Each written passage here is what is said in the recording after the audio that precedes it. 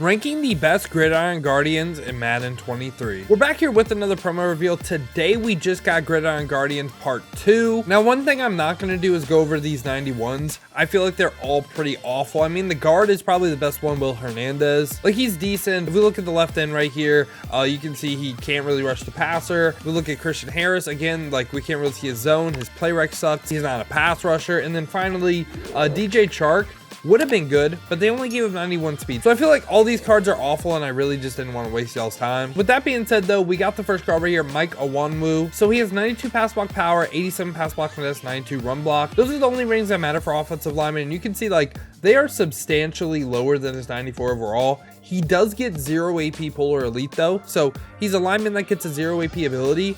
I like him. I don't love him. I think he's a pretty great card. Like, I don't think he's quite like an S tier right guard in the game, but I can definitely see why you would run him. Right after that, we got Bradley Roby, 95 speed, 95 man, 91 zone, 93 press, and 0 AP tip drill. He also gets deep route, medium route, and short route KO for 1 AP. Again, I think this is a really great card, but I don't really think he's quite like an S tier card. Right after this, we get Matthew Iodannidis, 75 speed, 82 excel, 93 block shed, 94 power moves, 90 finesse moves. All really good stats, 0 AP goal line stuff, and another 1 AP Don player. Again, he's not like next level good, but he hits a lot of things that I'm looking for. And I promise you, not every card is going to go in this great tier, but like, this is a defensive tackle. Again, I can see why you would run him. He's good stats wise, gets good abilities. Right after that, we get Jordyn Brooks. So Jordyn Brooks is 90 speed, 91 excel, 95 block shed, 79 zone coverage, and he gets 0 AP inside stuff though. So that's the main appeal of the card, 0 AP inside stuff. He is someone like Jalen Smith that I would not treat him like a coverage linebacker. I would rush him, and I would really only use him when I play people like Quad Father to really take advantage of that inside stuff ability. For that reason, I think he's just a worse Jalen Smith. I'm gonna go ahead and put him in like the budget beast tier, and I'm gonna go ahead and have budget beast above mid this video, because I do value the budget beast more than like just like a mid tier high overall card. Right after that, we get Kenny Pickett. Kenny Pickett, like every other quarterback, is gonna be good stats wise. 90 speed, 95 throw power, good accuracies across the board. But now let's go over to Kenny Pickett's month.gg card. Has Gen 1 as a release, has the Tebow release. He does get 0 AP conductor though, and some Seffi lead and gunslinger, but Tebow release, man, I think the card's gonna be awful.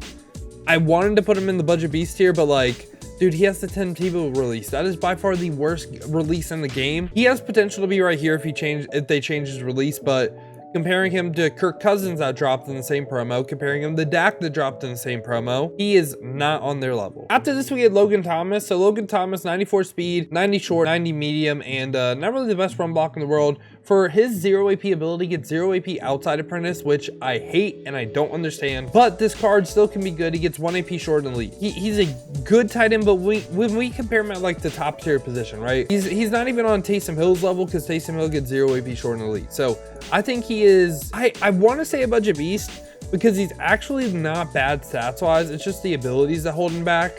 Yeah, I'll go ahead and lean there. I don't really think it's a mid-tier card. I would say budget beast. And now the first card we're going to cover is the LTD. I have a really simple rule about middle linebackers in this game. I don't care about the physical stats. Like, yes, he's top end physical stats. 74 zone will never touch my field, because that's awful. That also has to do with his reaction time. I know, I get he gets 0 AP lurker, but like, this card is bad. Like, I don't like him. He doesn't hit 90 zone. He will never play on my field. And right after that, we get Leonard Fournette. They made him a receiving back. Find that kind of interesting. But 97 speed, 97 excel, like, great stats, great catching, gets 0 AP backfield mismatch. I think this is a card where I think Leonard Fournette is in the mix for best running back in the game.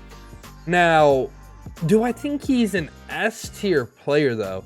He's better than everyone in great. So yeah, I'm cool with that. He is a really good running back in the game, and he's going to break a lot of tackles. Kind of similar to the bow that dropped, in my opinion. Honestly, may even be better. I don't know. This is someone that I really do want to try out. I think he's going to be really good. Right after that, we get Ezra Cleveland. This is a card that can get 0 AP nasty streak, and I believe 0 AP identifier comboed, which would make him the best left guard in the game. He has 92 pass block power, 96 pass block finesse, 96 run block. Something else to note on Ezra Cleveland cards is they're actually athletic. I know he's a 73 gold and you can't really see this right now, but for the most part, they gave him really good speed and excel. Like, his speed and excel being 10 overall, less than his actual overall. If we, like, again, just do that with his 97, That should be like 87 speed, 87 excel. So he's going to be a really good left guard. I think Ezra is also going to be, he might be the best card in this drop. I think he's really, really good. He's going to be in the S tier for me. Right after that, we get Al Woods. So Al Woods, 80 speed, 83 excel, 97 block shed, 97 power moves. And I mean, the finesse moves are trash. But this is a card that gets 0 AP inside stuff, and that's why you would run him. He gets 0 AP inside stuff. That really saves him from being, in my opinion, a mid-tier card, because I really wanted to put him mid-tier. But 0 AP inside stuff, I don't think he's S, because like when we compare him around his position, he's literally just like a worse iodannidis.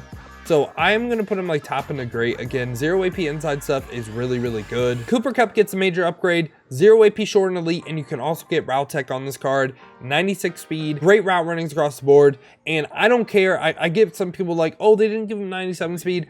I don't care. The way Cooper Kupp played for me before with the first card that got 0 AP short and elite, I think it was his 93 all Madden card.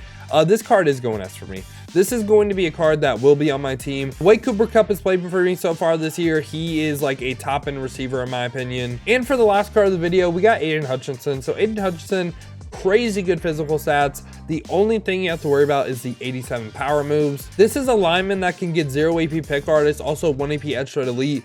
Gets really all the abilities that I'm looking for. The only thing is the 87 power moves, but he's an S tier player in certain defenses. Again, if you blitz a lot, this is an S tier player. A 0 AP pick artist defensive lineman is actually really, really helpful, which I know it's going to sound stupid, but D-line picks are so common in this game that a lot of times they'll just get tipped up, go right to Aidan Hutchinson. He catches it. Guess what? It's 6 the other way. So yeah, I'm going to go ahead and just get rid of this mid tier. We really didn't have any like cards that I think were super high overalls, but weren't really worth the price besides Zach Cunningham. And the only thing I'm going to change is Zach Cunningham going in the mid, because what I want the mid tier to be is just like a high overall that's not worth his price. But yeah, this has been my thoughts on the Gridiron Guardian Volume 2 drop. Let me know your thoughts down below in the comments. Let me know who you're picking up on your squad. Also, just let me know down below in the comments, what are your thoughts on the Gridiron Guardian Volume 2 promo as a whole? I think I'm kind of a little bit disappointed with this drop because of the fact that like, where's like the Boom and the Powell cards? You know what I'm saying? The first drop, like the Isaiah Rodgers, the Kenny Clarks, all them. I thought those were really fun cards. I thought that was a really cool idea.